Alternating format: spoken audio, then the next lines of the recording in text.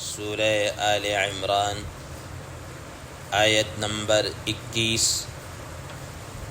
آپ حضرات کے پاس پیج نمبر ہے 22۔ اعوذ باللہ من الشیطان الرجیم، بسم اللہ الرحمن الرحیم۔ ان الذين يكفرون بآيات الله ويقتلون النبيين بغير حق ويقتلون الذين يأمرون بالقسط من الناس فبشرهم بعذاب أليم۔ أولئك الذين حبطت أعمالهم في الدنيا والآخرة وما لهم من ناصرين۔ صدق الله العظيم۔ اللهم صل على محمد النبي الأمي وعلى آله وسلم تسليما كثيرا كثيرا۔ محترم سامعین کرام، ان آیات کا ترجمہ اللہ تبارک و تعالی ارشاد فرماتے ہیں، ان الذین یکفرون بآیات اللہ، بے شک وہ لوگ جو اللہ تبارک و تعالیٰ کی آیات کے ساتھ کفر کرتے ہیں، اللہ تعالیٰ کی آیات کا انکار کرتے ہیں، وَيَقْتُلُونَ النَّبِيِّينَ بِغَيْرِ حَقٍّ، اور وہ انبیاء علیہم السلام کو ناحق قتل کرتے ہیں، وَيَقْتُلُونَ الَّذِينَ يَأْمُرُونَ بِالْقِسْطِ مِنَ النَّاسِ، اور وہ قتل کرتے ہیں ان لوگوں کو جو لوگوں کو انصاف کا حکم دیتے ہیں۔ فبشرہم بعذاب علیم، تو ایسے لوگوں کو دردناک عذاب کی خوشخبری سنا دیجیے۔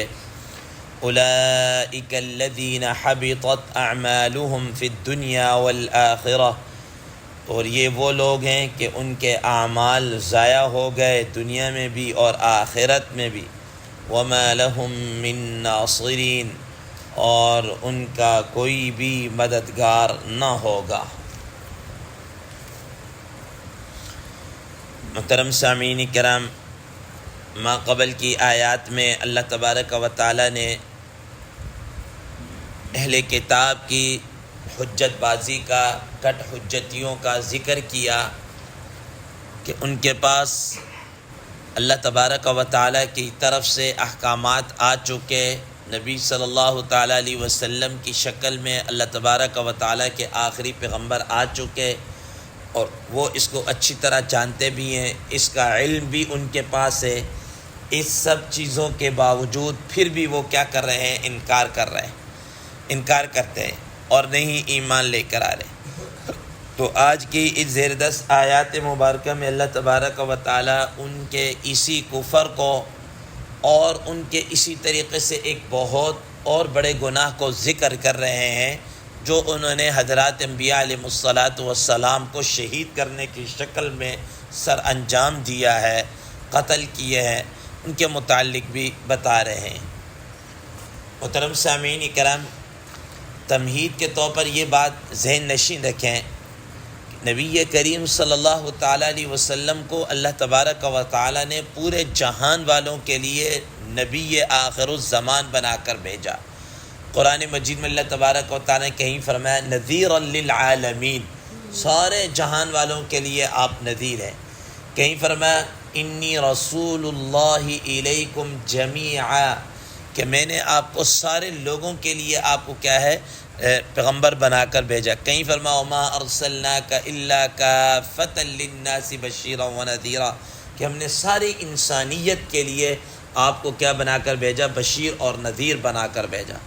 تو اس کا مطلب یہ ہوا کہ رسول اللہ صلی اللہ تعالیٰ علیہ وسلم کی جو نبوت ہے، رسالت ہے، یہ انٹرنیشنل لیول کی ہے. ہر قوم، ہر قبیلہ، ہر علاقہ، ہر ملک اس وقت روئے زمین کے اوپر کوئی بھی انسان ہو، خواہ وہ انسان ہو یا جنات ہو، کوئی بھی ہو، ان سب کی طرف رسول اللہ صلی اللہ تعالیٰ علیہ وسلم اللہ تبارک و تعالیٰ کی طرف سے آخری نبی کے طور پر آئے ہیں. اس سے پہلے جو حضرات انبیاء علیہ الصلاۃ والسلام کا جو سٹیٹس ہوتا تھا وہ ایک علاقے کی طرف، ایک قوم کی طرف، ایک مخصوص گروہ کی طرف، ایک مخصوص طبقے کی طرف، اس طرح اللہ تبارک و تعالیٰ نے ان کو بھیجا ہے. گویا کہ ان کی جو نبوت ہوتی تھی علاقائی سطح کی ہوتی تھی یا ایک قوم قبیلے کی حد تک محدود ہوتی تھی، نیشنل سے بھی آپ کم درجے کے آپ کے، جس طرح آج اگر ہم سمجھ لیں کہ صوبائی لیول کی ہو، ضلع لیول کی ہو، ٹھیک ہے کہ نا، اس لیول کی ان حضرات کی نبوت ہوا کرتی تھی. ٹھیک ہے، اب اگر یہ بات آپ حضرات کے سمجھ میں آ گئی تو اب یہ سمجھیے کہ حدیث مبارکہ میں آتا ہے، حضرات مفسرین کرام رحمہ اللہ فرماتے ہیں کہ نبی صلی اللہ تعالیٰ علیہ وسلم نے فرمایا کہ اللہ تبارک و تعالیٰ نے اسی طریقے سے ایک بہت بڑا رقبہ تھا اور اس میں کئی قومیں آباد تھیں، ان کی طرف اللہ تبارک و تعالیٰ نے حضرات انبیاء علیہ الصلاۃ والسلام کو مبعوث کیا.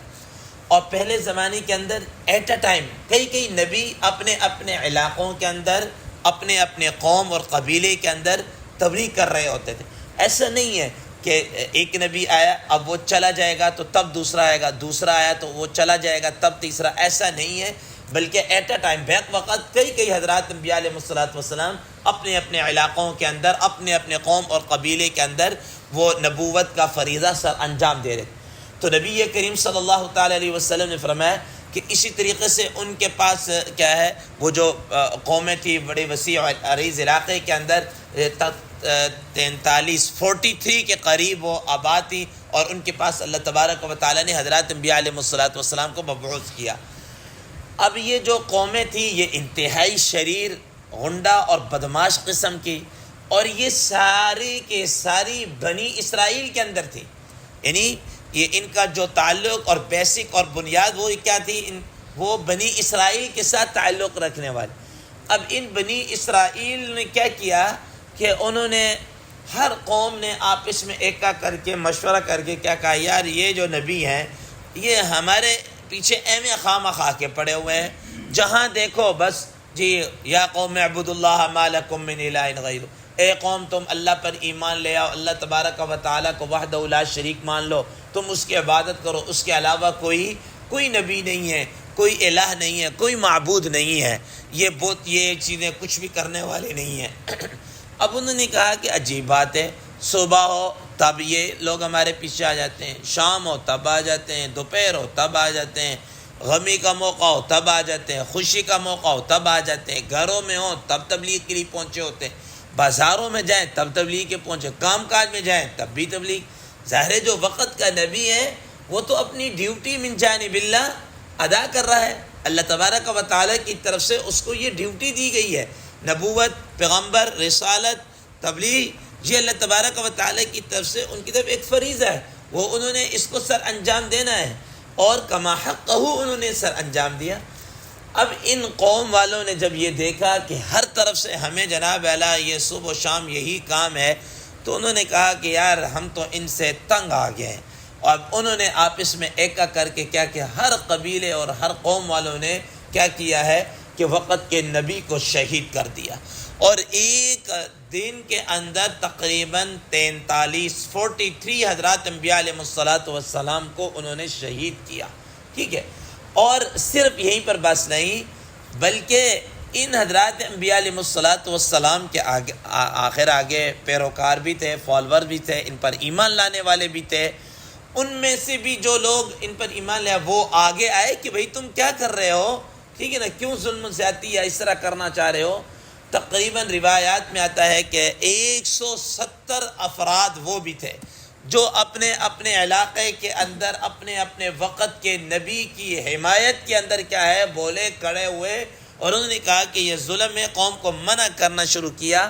تو روایات میں آتا ہے کہ 43 حضرات انبیاء علیہ الصلاۃ والسلام کو تو انہوں نے صبح کے ٹائم میں یا اس طرح قتل کیا، اور شام ہوتے تک ان 170 یہ جو اللہ والے تھے، جو ان کو روکنے والے تھے، جو نبی کے صحابی کہہ لیجئے، حواریجین کہہ لیجئے، ان کو بھی انہوں نے کیا کر دیا؟ شہید کر دیا۔